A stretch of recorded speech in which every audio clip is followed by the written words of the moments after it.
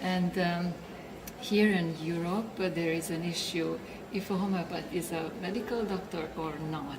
Yeah. There are many confusions around this topic.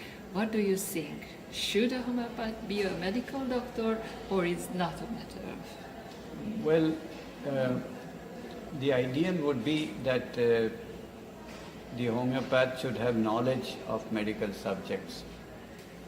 Whether he's a medical doctor or not is a legal subject, but practically, I think it's very important for a homeopath to know anatomy, physiology, pathology, medicine, gynecology, and all the specialty. You know, he should know. He should know.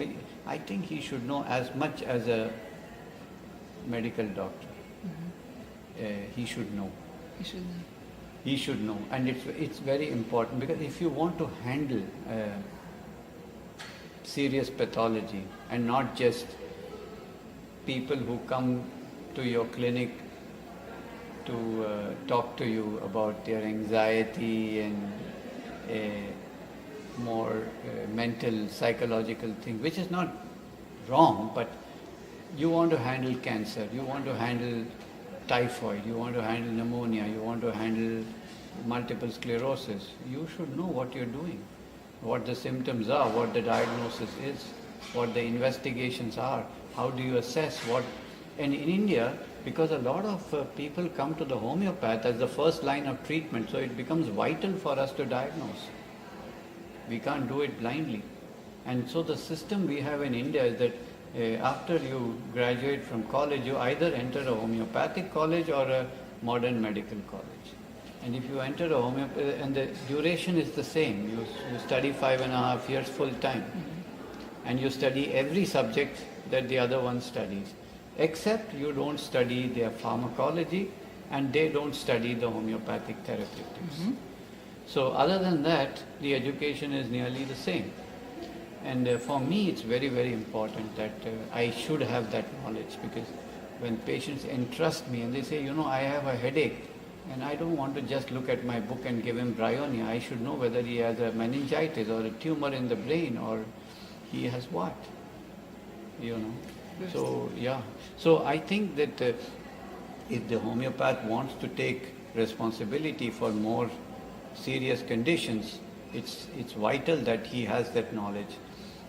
The ideal situation would be that instead of going through a medical college and then by the time they are out of the medical college, they are too old to study homeopathy again, or they are brainwashed enough to understand that you know, they have to do something else.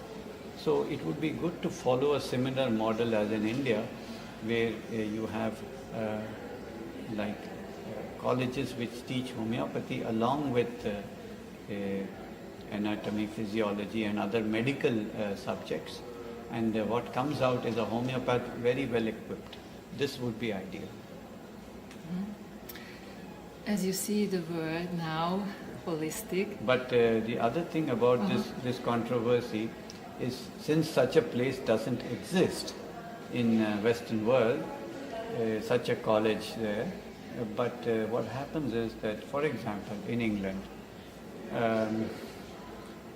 the number of medical doctors practicing homeopathy went down so rapidly that right now, I mean, at one stage, now if we talk about, let's say 20 years ago, there was hardly 5 to 10% of homeopaths were medical doctors.